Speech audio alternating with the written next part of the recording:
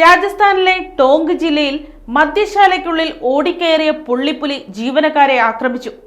അപ്രതീക്ഷിത ആക്രമണത്തിൽ പരിക്കേറ്റ ജീവനക്കാർ സമയോചിതമായി ഷട്ടർ താഴ്ത്തി പുലിയെ കടയ്ക്കുള്ളിൽ കുടുക്കി. 5 മണിക്കൂർ നീണ്ട നാടകീയ രംഗങ്ങൾക്കൊടുവിൽ മയക്കുവെടിവെച്ചാണ് വനംവകുപ്പ് ഉദ്യോഗസ്ഥർ പുലിയെ പിടികൂടിയത്.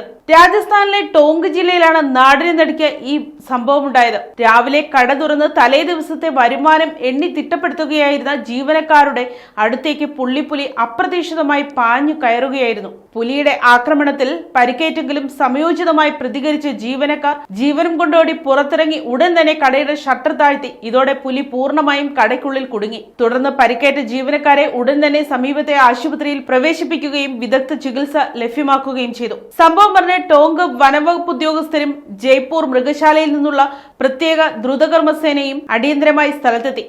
ഏറെ സങ്കീർണമായ ദൗത്യത്തിനൊടുവിൽ 5 മണിക്കൂറോളം നീണ്ട പരിശ്രമത്തിന് ശേഷമാണ് പുലിയെ മയക്കുവെടിവെച്ച് തളച്ചത്. തുടർന്ന് വിദഗ്ധ വൈദ്യപരിശോധനയ്ക്കായി പുലിയെ ടോങ്ക് ഫോറസ്റ്റ് ഡിവിഷൻ ഓഫീസിലേക്ക് മാറ്റിയതായി ഉദ്യോഗസ്ഥർ അറിയിച്ചു. മദ്യശാലയ്ക്കുള്ളിൽ പുലി കുടുങ്ങിയ വിവരമറിഞ്ഞ പ്രദേശത്ത് വൻ ജനാവലിയാണ് തടിച്ചുകൂടിയത്. ജനക്കൂട്ടത്തെ നിയന്ത്രിക്കാൻ പോലീസിന് ഏറെ പണിപ്പെടേണ്ടി വന്നു. വനമേഖലയോട് ചേർന്ന പ്രദേശമായതിനാൽ കൂടുതൽ പുലികൾ ജനവാസ കേന്ദ്രങ്ങളിലേക്ക് ഇറങ്ങാൻ സാധ്യതയുണ്ടെന്നും പൊതുജനങ്ങൾ അതീവ ജാഗ്രത പാലിക്കണമെന്നും വനംവകുപ്പ് അധികൃതർ മുന്നറിയിപ്പ് നൽകിയിട്ടുണ്ട്. News desk Kottarakkara media.